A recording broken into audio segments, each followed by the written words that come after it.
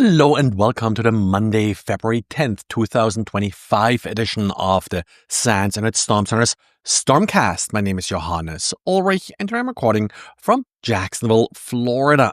Today, as I'm recording this, it's also the 16th anniversary of this podcast. Started all February 9th, 2005. Didn't actually realize it's already that long running. Hope you also enjoyed. Actually, and thanks for some of the feedback that I've gotten based on my request on Friday.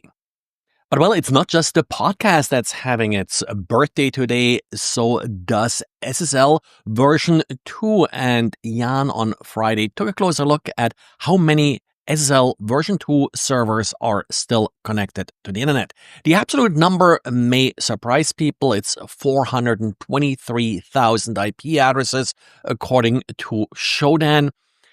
Well, however, it is really only a very minuscule percentage of all of the HTTP servers exposed to the internet in total. So I think this 400,000 number sounds a little bit more scary than it actually is.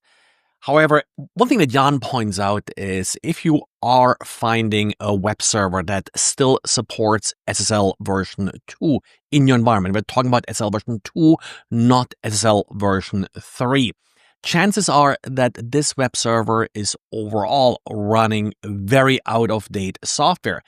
The protocol SSL version 3 started to be deprecated 14 years ago in 2011. So that essentially means that this particular device, this particular software has not really received any major updates for at least a decade.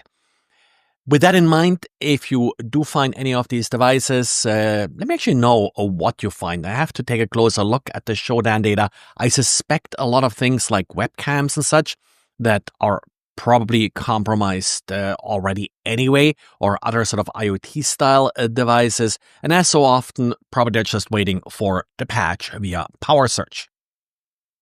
And yes, we still have to talk about DeepSeek. Still a lot of DeepSeek news that has come up in the last few days. Now, before I dive into some of the issues here, I want to rephrase this a little bit in that these issues are affecting a lot of AI models, in particular if they're installed in a hurry by hobbyists or pretty much without sufficient controls around these models.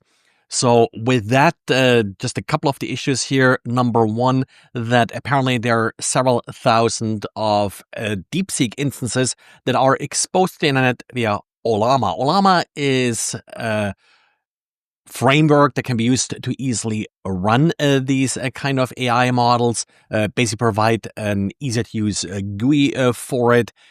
You can do the same with OpenAI models and such. So this is not something that's specific to DeepSeek and probably should not be done without specific controls around it for any model like this.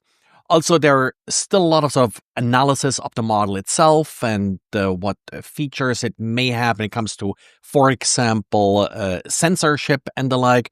Well, most models have some kind of parameters around what answers they will or will not provide. Of course, that often depends on what the model is being built for. We have on the one end some of the models that are specifically, for example, designed for creating malware that don't have a lot of controls around it.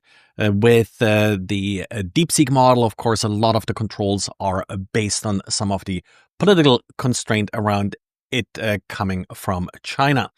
The last thing is also that the model is, of course, reporting home and also sending data unencrypted.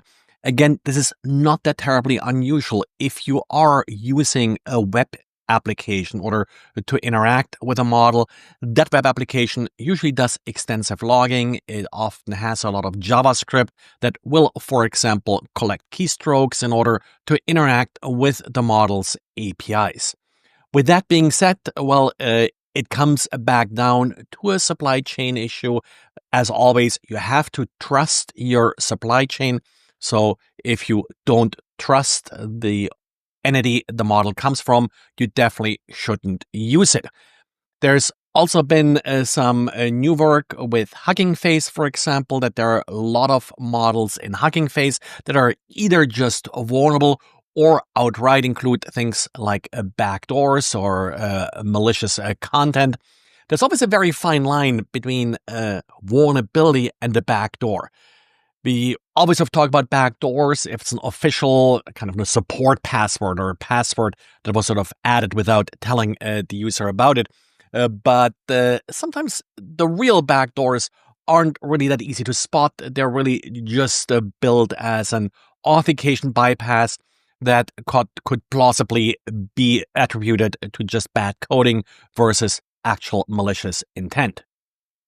And then a quick follow-up to the dual signature crypto wallet issue that I talked about last week. Well, Didier now actually tried to set up a wallet like this. Turns out you actually have to pay $23 to the Tron network in order to configure a wallet like that that sort of supports these dual signatures. Also, if you check out the podcast episode on YouTube, just by using the respective keywords, it attracted some additional scam comments to that particular YouTube video. I left them up on purpose just to show basically, what's coming in there. Doubt anybody will fall for it, given that I'm talking in that episode about just that scam. Not sure if YouTube will eventually remove them. I'll only sort of try to keep sort of one of each type alive, not too many of them. Well, that's it for today. Thanks for listening and talk to you again tomorrow. Bye.